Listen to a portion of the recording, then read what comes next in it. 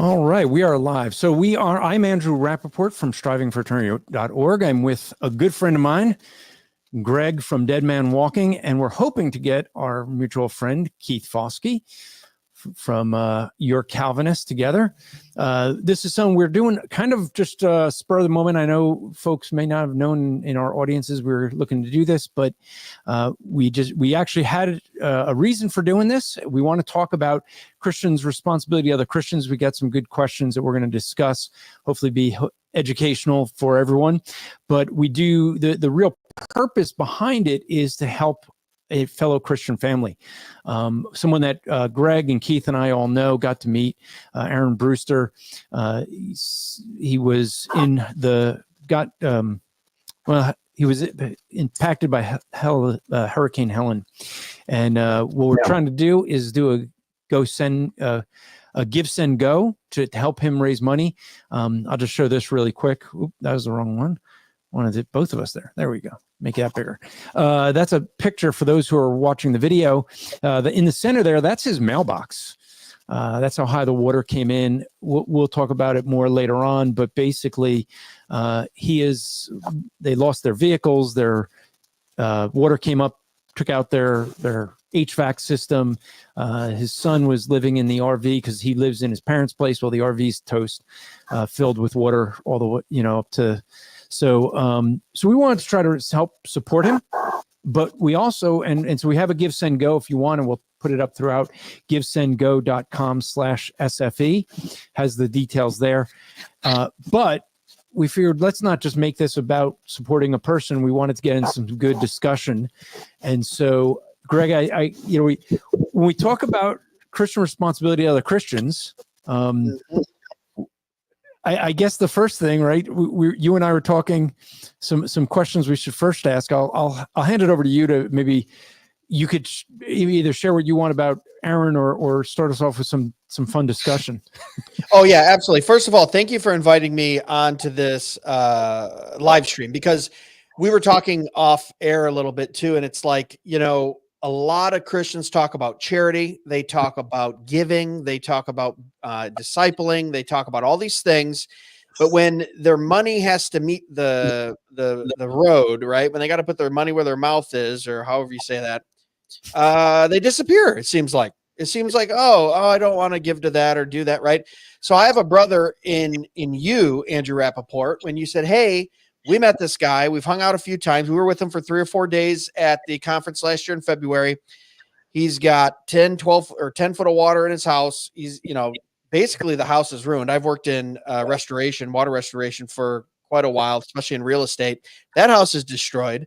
You said, let's raise some money and have good discussion. And I went, well, here's a brother that I know, and you're a brother that I know. And I love the fact that you actually are a man of action, and you just don't sit back and write books about charity and talk about giving cheerfully, but you're actually doing it, and you're using the platform at your disposal.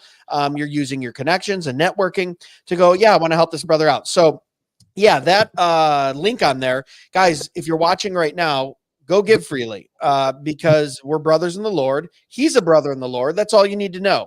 And honestly, that's how the church should. We should not be waiting for FEMA to give us a $750 check, the Biden-Harris, presidency, while giving out millions and millions and millions of dollars and billions to Ukraine and millions of illegal immigrants. They're going to write you a check for $750. So I can tell you right now, Mr. or Mrs. Christian, the government does not love you, does not like you, and will not provide for you. But who will is God. And how does God provide for you? Through the loving, cheerful giving and charity of your brothers and sisters in the Lord. That's how it's supposed to work. Right, Andrew? So yes, we're doing this to help with Aaron Brewster, whose house was essentially destroyed. But also, I think this is an important discussion to have, because this is an area where I see a lot of Christians talk about it, but they don't have the action to back it up, or they've given and seceded to the secular culture and said, oh, well, I'll get on that welfare check. I'll collect that government assistance. I'll take that PPP loan that's forgivable. I'll take that hurricane money. Now, look, I'm not saying all of it's sinful or biblically, unjust or anything like that. I'm saying we're going to have a discussion about what our default should be as Christians. And I think these 4 questions that you have here, Andrew, are phenomenal because we're not really talking about it. And this is a great time to talk about it. Yeah, no, I have to laugh. You mentioned the $750 that the Biden-Harris campaign is giving those in need, because I don't know if you noticed or if you heard on the news, but they're like, the Biden's press secretary was saying, well, these people don't want it. They're not taking advantage of it. Yeah, because you're requiring people that have no electricity to first go online. Yeah. Fill out a form. You gave them a time limit and they have to have electricity, which they don't have. They need to get a computer, which is not where you're like, are you kidding me? Yeah. Oh, it's ridiculous. Let's not forget too, and I don't want to make this too political, but for those watching out there, let's not forget that that Trump underfunded the FEMA budget. Okay, you can say that. He did do that. He cut it down.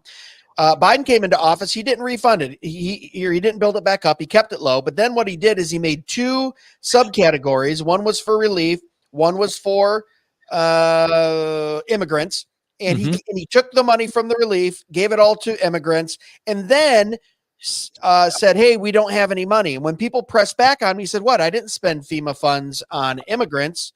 That fund is still there. It's just depleted. So that's the word games that they're playing. So the $750 will barely cover your Uber ride to the next state over where there is a hotel available. It's ridiculous. We shouldn't be depending on a secular government for anything. I think we should be depending on the charity, aid, and love of our brothers and sisters who we're bonded to by the blood of Christ. Yeah. So a question that we started with, you and I were talking, should Christians rely on government assistance? So what do you think? Should we, as Christians, who's responsible? Look. First of all, me and you are the same here. We need to define terms. What are we talking about when we say rely on? Let's define that for the listeners. Are we saying habitual all the time without looking for any new type of work or changing your situation? And hey, the money's coming in, so that's what I'll rely on that way, or rely on for a few weeks or a few months in a situation where you need financial aid? Or are we talking about all those things? Well, it could be all those things. I mean, right now, specifically thinking with a situation like this where people have unexpected emergencies that occur. Now we could look, I mean, you think of the welfare system. I mean, look, where did the welfare system come from? 1 Timothy chapter 5. That's where it came. I mean, that's where we see it, right? It actually comes from, it comes from the synagogue. The synagogues, Acts chapter 6. Why did we have the deacons? The first deacons? It was because their widows weren't being taken care of because they weren't being treated in the synagogue anymore as believers. So now they needed help. So it's like, okay, we got to. So it was always in biblical times, it was always the church / go further back, synagogue's responsibility to care for those in need, even if they were in need for a long time. Because 1 Timothy 5 gives us some instructions for the widow, right? Chapter 5, verse 3, honor the widows who are widows indeed. In other words, and he describes what that means. Okay, they don't have children or grandchildren that could take care of them. But if they are widows indeed, verse 5, what do you do? Well, they shouldn't be left alone. And so it says in verse 9, a widow should be put on the list only if she is less than 60 years old. If she's not less than 60 years old and has been the wife of one man, having a reputation and good works, right? So there's instructions. Okay, if she has no other means of taking care of herself, if she can't remarry, Paul says to Timothy, the church has a responsibility to take care of her. And that would be a long term. Yeah. So, I mean, you see biblically, our responsibility, the church's responsibility is to those in need, the widow, the poor, right? It's not the government. So first and foremost on, should Christians rely on government assistance? My first answer is no, at all costs, try not to, just because the word rely also assumes trust.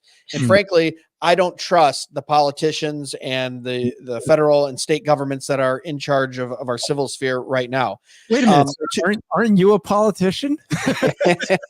I am a local politician, and I make sure that we not only cut taxes, but we spend appropriately within our means. We've rolled back all kinds of taxes in my tenure in 8 years. We're one of the counties in Michigan that are doing that. We have a budget surplus, which then we reduce our budget each year. That's unheard of.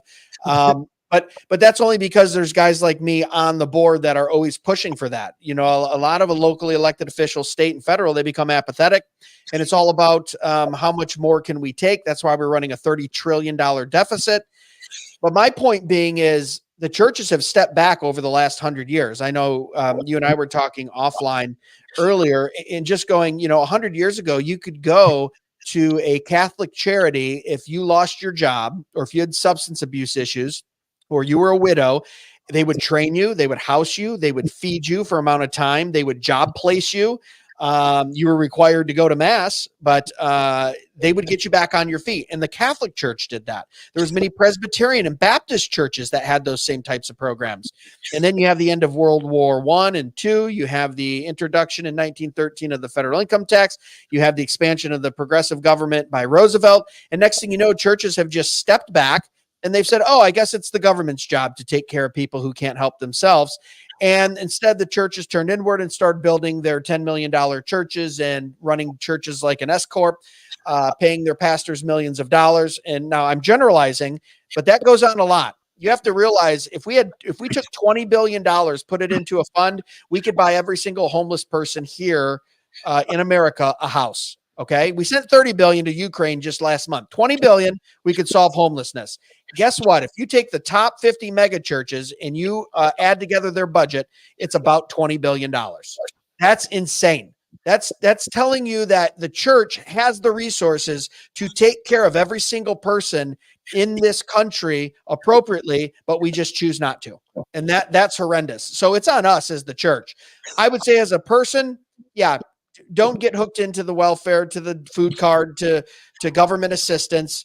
On the other side of that, always have a plan A, B, and C too. Make sure you have backup plan. As a Christian, we should be planning, right? We should be looking forward and saying, what can I do in these situations? If I'm a husband or a father and I have to provide for my kids and my wife, and even provide for myself if I'm single, I should have passive income set up. I should have things going to where I don't have to look to a civil government to say, please help me. I can look to my brothers and sisters in the Lord, or I have plans set up to where I can be self-sufficient. They put this thing, Ross Perry says, it's like, it's almost as if he was listening to you and I talk before we started. And he's just a great straight man here. He says, why has benevolent funds, why have benevolent fallen aside? And I really think Ross, you said that, like, yeah, before, yeah, talk about that. I didn't plan that, but Ross, I mean, I think the reason really comes down to, we were, Greg and I were talking before we went live, and I said, I think it's because of the Scopes monkey trial. Yeah. You think about it, what happened after the Scopes monkey trial? The argument for evolution in public school, you end up having an embarrassment from a fundamentalist. And for the record, I graduated from a dispensational fundamental Baptist seminary, right?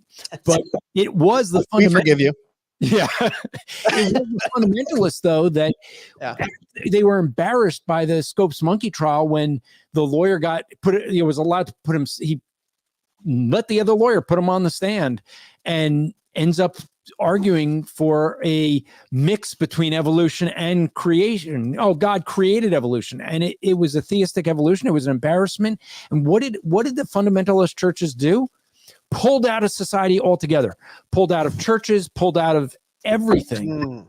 And in doing so, they created this vacuum for secular humanism and the government to just come right in. So where the church used to would do welfare and take care of people, the church just pulled into themselves, created this vacuum. And, as you mentioned, you think about the New Deal and all that. I mean, it's just, yes, we'll take you. We'll create a welfare system. We'll take you all. And you just have to keep voting for us to keep this going. That's such a good point. I didn't even really think about that trial, but yeah, you see a pulling back, and you also see the church not being the cultural center of the local neighborhood or city or town or village, right? Like think even 100 years ago, more prevalent, maybe 120 or 130 years ago, but even 100 in the 1920s, before entertainment, before rock stars, before celebrities, before radio stars, you had the church was the cultural center of your geographical area, of your town or village or whatever, wherever you lived. I mean, it was like, what's going on at the church? What did the pastor preach about this week? He's visiting the smaller towns. It's like, we've really stepped back, and the church is, we haven't been the cultural center for 75, 80 years, 100 years now. So it's like, how do you expect the church to step in and help when they've abandoned all of their other duties as well as being the cultural leaders? We've just bowed to the secular culture, and we've said, okay, federal government, state governments, you take care of our widow and poor. We don't think that's a true commandment in the New Testament, just like you pulled up earlier, Andrew. We're going to abdicate our duties, and we'll let the politicians sort it out. And I'm more upset of churches making that decision over the last 75 years than I would ever be upset with someone taking assistance. I'm just saying, I don't think it's not a good road to go down. Try to be self-sufficient, trust in the Lord. He's sovereign over all. Now, there might be times when that is part of God's plan. And that is something that that's why we are wise and discerning, and we meditate on the word of God, and we listen to the Holy Spirit when he speaks through the word of God. But overall, generally speaking, for question one, yeah, not a good idea to be part of. You have a partner in the federal government when you do any of that. When you own a business, when you take welfare, when you take assistance, when you take loans or grants, they are a 50-50 partner now. And don't be unequally yoked, as the Bible says. I probably think they're more than a 50-50 partner. I think they see themselves as 100% once they get in a little bit. It is interesting because around Christmas time every year, when I used to pastor a church, we would get people that are on government assistance, and they need something for the kids for Christmas. And you know what the government would do? Call your local church. They would send them to the church to, I'd get these calls. Oh, I need something for my kids for Christmas. I'm on welfare. I have nothing, get all the sob stories. And, but like you said, we did require they had to come to church. If they came to church, we'd share the gospel with them and then do things. But yeah, it is a thing. You made a good point. Relying on it, I think as Christians, we should be finding means, if you have someone in the church who is really not looking for work, they're on government assistance, they're not looking, and they're able-bodied, that could be a sin. But as you and I, you don't work, you don't eat, the New Testament says. Yeah. But then who the question now is, if relying on government assistance is a sin, whose sin is it? Is it the individual who does that? Okay, well, it could be, but could we also say it's the church's responsibility because they didn't do anything or disciple them properly to say that isn't what you should be doing, right? Yeah. I mean, I agree. I mean, it's the church that pulled out. If the church is not taking care of, especially those within their church, right? I mean, that's a command we see or instructions we see in Timothy. Why is the church not doing that? Yeah. I mean, it's very easy for us, I think, Greg, to say, oh, government bad, let's all blame the government. But the government took over what the church used to do. We complain about the government, but it used to be the church 100 years ago before the Scopes monkey trial. It was the church that did the educating. Yeah. It was the church that's why evolution became such an issue, because the public education was done with a heavy Christian emphasis. Yeah. And so when the church pulls out, well, now you got that problem though. So the government comes in and says, okay, we'll take the education, we'll take the welfare, everything the church used to do. Yeah. No, you're absolutely right. Yeah. So question number 2 here says, during disasters, who is the first in to help the church? Or wait, who's the first in to help, the church or the left that claims they are? A little snarky on your questions there. So, yeah, that's a good point though. Like, say what you were saying earlier, how you were like, we don't see any leftists down there right now. We see a bunch of churches helping people. We right now, you have Milton, you have Helen, these 2 hurricanes. Who are the first ones in? Yeah. It was the Christian churches that went in there. I know people that from different parts of the country that weren't affected, but they went in there.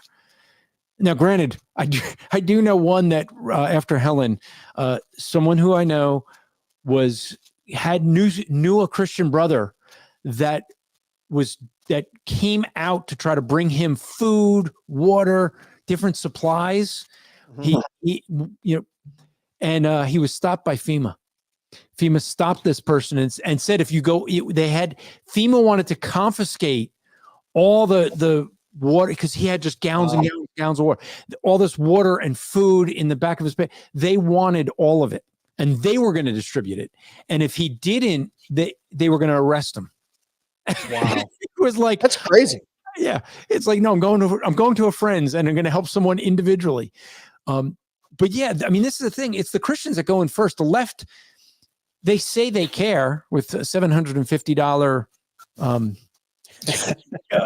By the way, that's those that came here illegally that got the FEMA money don't have to pay it back. But I don't know if you know, Greg, the FEMA money for those in the hurricane, the $750, if you have a working computer and have electricity and can apply.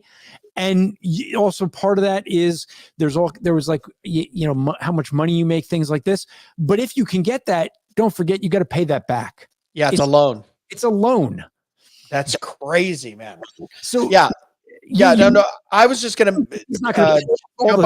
jump on your point as well too, and just say, look at, that's all we see all day long is leftists and progressives and non-believers going, where's your charity? You guys don't care about the woman. You guys don't care about the climate. You guys don't help people. The big argument on abortion is, well, what about after they're born? Why don't Christians believe in, and it's a false argument. Of course, more adoption agencies are owned by Christians, more, aftercare, pregnancy centers, all Christian, right? But here's where the rubber meets the road. And if you go take your cameras down in the last 2-3 weeks down to these places that were hit, I don't see any blue-haired people. I don't see any purple-haired, nose and, lip ring people walking around, non-binaries. I see a bunch of churches. I see the Red Cross. I see a bunch of people, using it as a mission field.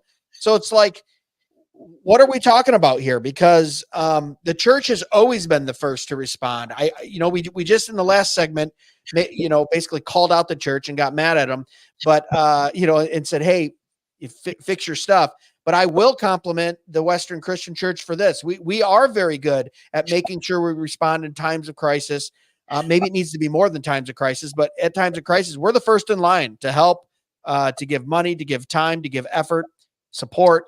So I would say kudos to the church, because that's all you saw on the videos down there were churches. And that's why we're doing this as a way to help at least one family, the Brewsters, who were struck by the Hurricane Helen. He is someone who's devoted his life to Christian ministry, lives in a very meager means so that he could be in full-time ministry. We've brought him on as one of our speakers at Striving for Eternity, and we're trying to raise the funds to help him out. So you could go to givesendgo.com/SFE, givesendgo.com/SFE.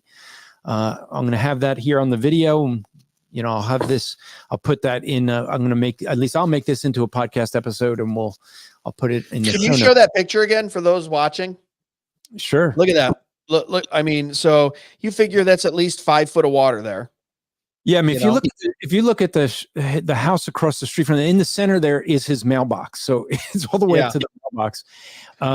It's crazy. I mean, you've not only the house, but think about personal items, all the time and effort it takes for all those people to get back documentation and all that stuff, man. And it's like it's so heart-wrenching. And absolutely, Aaron Brewster's a brother in the Lord. He needs financial support. We're going to support him. So givesendgo.com/SFE. Yeah. I mean, one of the things to realize is you mentioned documentation, things like that. Well, all of that was stored in their basement. And that's so he was, and he shares the story in this. They had several sump pumps going, pumping out 100 gallons a minute until the electricity went out. I mean, you're pumping. So they knew once electricity went, they were done. Yeah. And so all the storage they had in the basement it's all gone. I mean, Mm. so, I mean, but this is the thing. I mean, when we think of these disasters, the question is how can we as the church take care of others in time of disaster? And I mean, yeah, we can be the first ones in. Yep.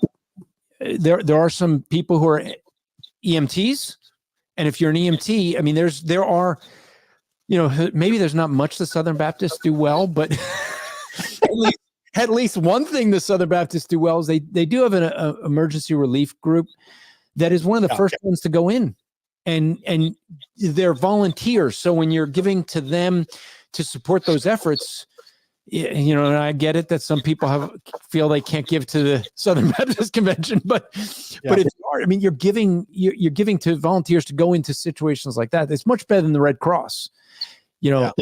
I'll just let you know something. Big thing happened with the Red Cross in 9/11. They raised $1 billion after 9/11. Some of you are going, 9/11, what's that? I'm not that old. Yeah, okay.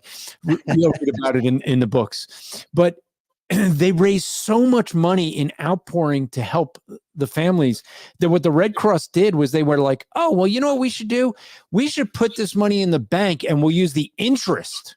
Nice. Granted, the interest on $1 billion is enough to take care of people, but people are like, no. We didn't give you the money so you can have a nest egg for the organization. But that's how some of these big organizations now think. Yeah. And, but there are churches that are going around trying to raise funds and help. And there's churches in that area that have been devastated. Yeah.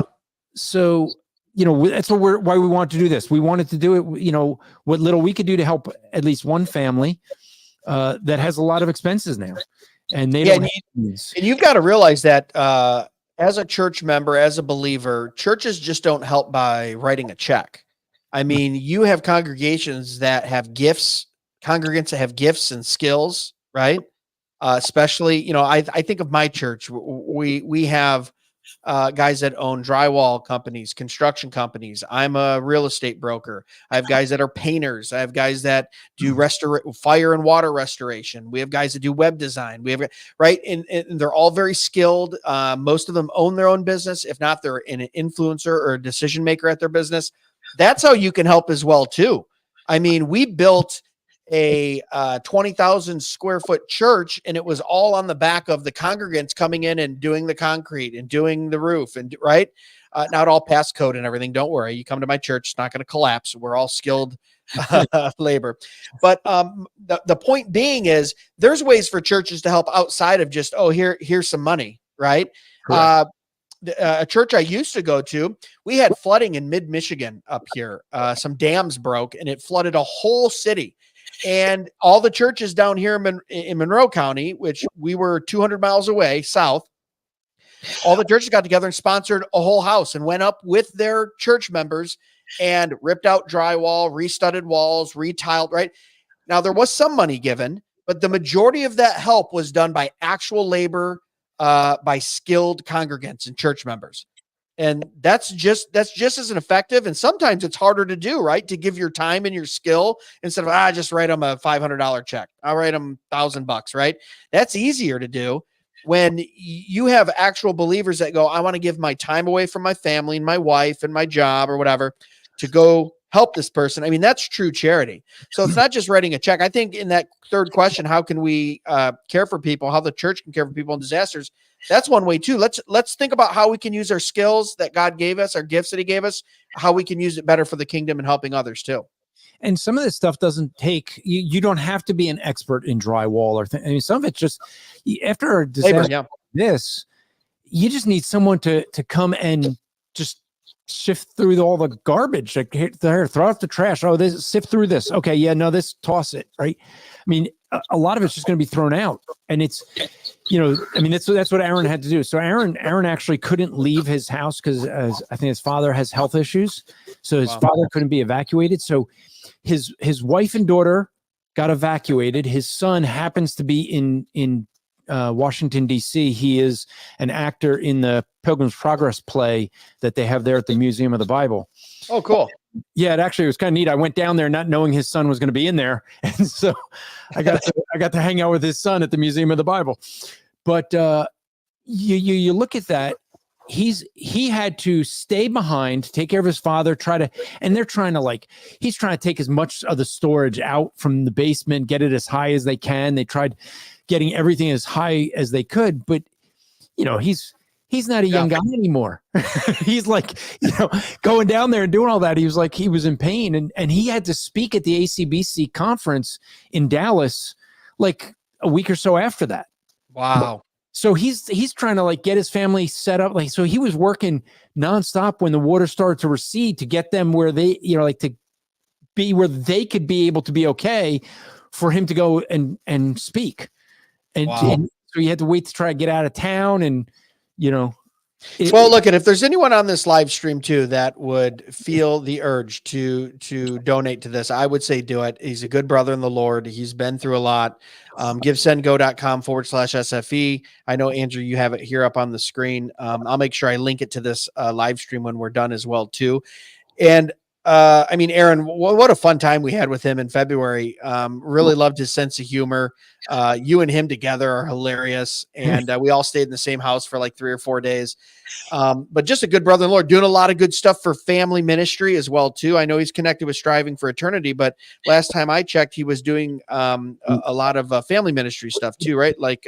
Counseling or yeah, he does Evermind Ministries, which he does. He's got a podcast called Truth Love Parent and Celebration of God. He does counseling. He's an ACBC counselor, and so he's got his own ministry. And what we do at Striving for Eternity is we disciple. So he wanted to get out, start doing public speaking. So I said, well, why don't you come join us? You travel with gets to travel with me and speak at places, and then he'll get better known and get some. He's probably a better speaker than me, so I think it won't be too long before people are asking for him instead of me. It's all good. Okay, as we put bookends on this, this question number 4 here is one that I really like because you brought it up. A listener brought it up. We were mean to churches in the beginning of this. Then we got nice to churches. Now we're going to be mean again a little bit, I think. Do churches have a fund for these needs? Is there a benevolence fund? I feel like that benevolence fund has went away in general. That was a good question to ask. What do you think, Andrew? Is that something that more churches need to be aware of, having a special set aside fund for stuff like this? Yeah. I have been, almost every church I've been in has had a deacons fund to take care of people that maybe in the church something happens. Okay, we're low, had a bad week, something unexpected. Yeah. And in all churches I've been in, typically what they'll do, they don't give money, but they'll pay bills. Something happens and you got in a car accident. Okay, here's some money to pay bills, things like that. But I haven't been in any churches where they actually had a plan. I was only my very first church, we were talked about it, of having an actual widows fund, of actually setting money aside to take care of the widows and to take care. We at the time, the reason it came up is we had someone who was on welfare. And so the pastor put it before the congregation and said, look, we have a person who, she got saved. She was on welfare before. We didn't feel it right to be on welfare, but church, if you guys don't think it's right for her to be on welfare, we either need to start giving her some training so she can get a job, or what we need to do is we need to start raising money to take care of those in need. And so we had a discussion at a church level about it, but I've never heard that anywhere else. I don't know of any churches that really have, unless they're the really big mega churches that have big funds where they actually plan. I don't know a single one that has plans for hurricanes. Yeah, you would think those in the hurricane path might have that, because that's what got me thinking when you mentioned this. I go, man, the ones that are in Florida and kind of the South, I wonder if some churches go, hey, X amount of the budget needs to go to natural disaster funding for when our church congregates and those around us in our neighborhood are put out like this. I think it would be very smart, intelligent thing to do. Yeah, wise. I think if you think about it, though, so many churches. Okay, so the average size church is 75 people. Yeah, small, actually, pretty small. Yeah. So when you look at the church, and when we talk church, when they talk about the church sizes, they're not distinguishing. They're including Joel Osteen and those types. Right. So when you think of those churches that have thousands and thousands of people, which by the way, locks their doors when it floods. Remember that like 5 years ago or whatever that was? Hello. Yeah. Yeah. They tried to get into it. Can we stay here? And he's like, oh, nope, door's locked. I'm out of town. Yeah. Oh, you got some pushback on that. That was nuts. But anyway, go ahead. Gratefully deserved. But yeah. I mean, how many churches are 20, 25 people with a pastor who's bivocational? They're barely paying him. Are they really going to be able to, if they can't pay their pastor, how are they going to have a deacons fund? I mean, we got to take care of the pastor first, right? Because he's laboring on behalf of the church. And so you think about it, we got to first make a distinguishing thing. I mean, I think that churches need to take care of the pastors first, but after that, I think that churches should have a sizable, if they can, start saving towards sizable money to keep in the bank for major things if something was to happen. Look, I'm not a prophet nor the son of a prophet, though I am a Levite. But the thing, though, is I'm just going to predict. This isn't a prophecy, so Michael Brown, if you're listening, sorry, that's not a prophecy. He's taking notes right now for you guys' discussion in the future. That's right. Try to get you. Yeah. Well, the reality is, I think come November, I'm saying if Donald Trump wins, there is going to be mayhem in the streets. I think there's going to be churches that are going to be burning. Really? Oh yeah. Yeah, I think that they're going to between November through to January, I think it's going to be worse than BLM riots. And they're going to just let it go. And they're going to say it's all Trump's fault. It'll be an actual insurrection with violence. And they won't do anything to stop it. It is crazy because the left always says, oh, the crazy conservative gun-toting, whatever, but it's always the left that always riots and breaks and burns stuff. That's nuts. Yeah. Yeah, because the supposed insurrection on January 6th, that's a weird thing. They forgot to bring their guns. Some brought a buffalo headdress. Yeah. Well, there's one guy that got in trouble for leaving his gun behind. He was arrested for leaving his gun in the hotel locked up. Now, see, that's something we do at deer camp. I mean, you come up to deer camp, you don't bring at least 5 guns. We're probably not letting you in, I got to come to deer camp. Yeah.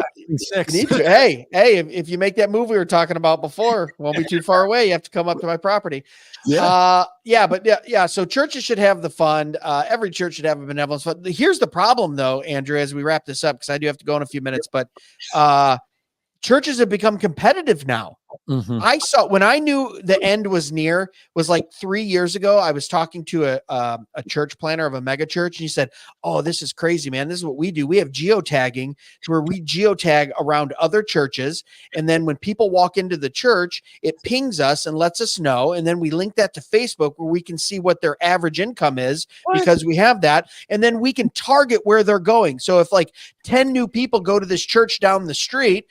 We tag it, and then we try to get them to our church because we know that they make money in their tithers. That's when I knew the church was in big trouble, when we're competing that way. Uh-oh, it's your Calvinist, the man, the myth, the legend, Mr. Keith Foskey. How are you, dude? I'm doing good. Better late than never. Okay, and anyway, back to the show, Andrew. So we were saying, hey, well, what up, baby? I thought it would be nice to get on and apologize to you both for not being able to be here for the main part. I was listening. I don't know if you noticed. I was watching, but I as a father, I want to show my address. That's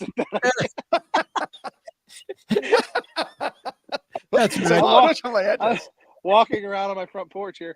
No, I had to. I'm babysitting my kids, but I wanted to hop on to at least say just how much I want to encourage people to give to Aaron and his family, and how much I appreciate you guys doing this. Aaron has become a super good friend to me. He came down this summer, spent a week with me teaching a youth karate program, and cool. he and I have become super good friends. And when I saw that his house and everything, all the bad stuff was going on, I wanted to do something to help. So thank you, Andrew, for putting this together. Thank you, Greg, for doing this. And I just wanted to hop on to say love you guys, and I appreciate it. Well, I was waiting for you to come in because there was a question that we've had, and so it's right up your alley. So the question is from Brother John. He says, could you explain natural disasters according to a Calvinist? Thank you. So you're a Calvinist.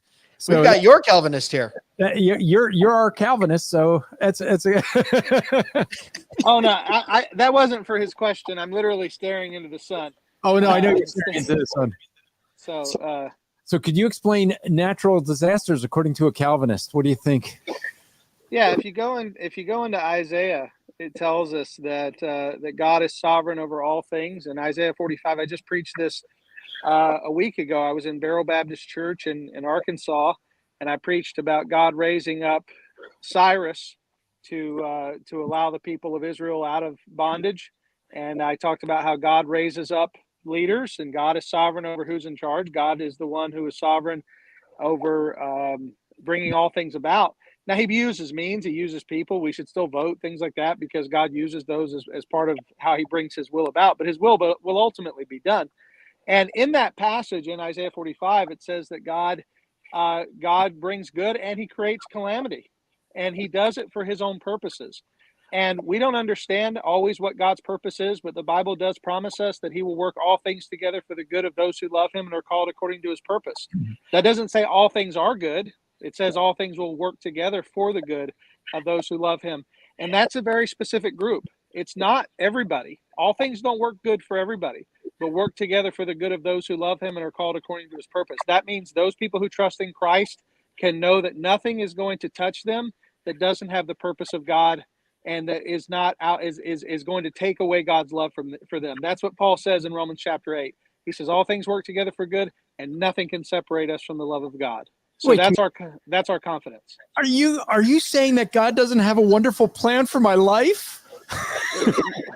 Well, you know, he had a wonderful plan for John Huss's life, and it ended with him being burned at the stake. And it was still a wonderful plan because the last thing he saw on this earth was the fires that surrounded him, but the first thing he saw in eternity was the face of Jesus Christ. So, yeah, amen. I like it. All right. Well, I know you can't stay long, Keith, and I know I got to get going here soon too, but I just want to point out to everyone that Aaron could not make it on the live stream because his house is under 5 foot of water. Keith could not make it on the live stream because he was babysitting his children. Oh, wait. Do not say babysit. You don't babysit your own kids. That's right. That's what I was getting at. You are in so big of trouble with your wife when she sees this. All the moms are going to freak out. Let me clarify. Clarify, yes. On a normal work day, when I am normally working, I took time away from work to be home so that my wife could take my daughter to an appointment. We have 6 kids. I don't babysit my kids, so thank you for that correction. I took time off of work. Yes, I love you too. I'm glad you said it because somebody's going to nail me in the comments. Might as well preemptively strike that. Strike them. All right. You know, all right. There's all kinds of suffering. Some people suffer hurricanes. You know, he's got to suffer taking care of his kids and babysitting his kids. That's I love my children. We just came on here to start a rumor about him and his kids. But hey, all right, Keith, get on out of here if you need to. I know, Andrew, we're wrapping this up too. Love you, brother. Love you guys. Thank you.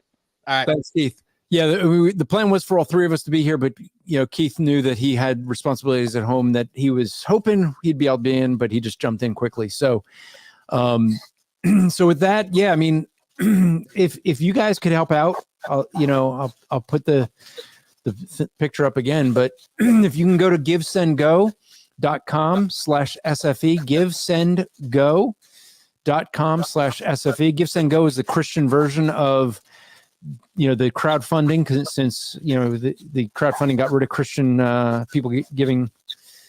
So if you can help out, that would be great. GiveSendGo.com/SFE.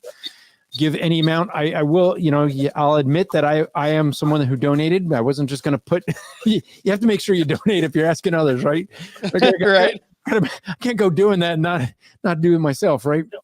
But if you can help out, they do have a lot of needs, and it would be a great way of just not only helping a fellow brother, but also encouraging him and his family and those in his community. Because I know I'm knowing him, I know that he's going to be trying to help others out with what he can. 100%. Yeah. Well, Andrew, thank you so much for inviting me on here. It was a great discussion. It's a good thing to help a brother in the Lord.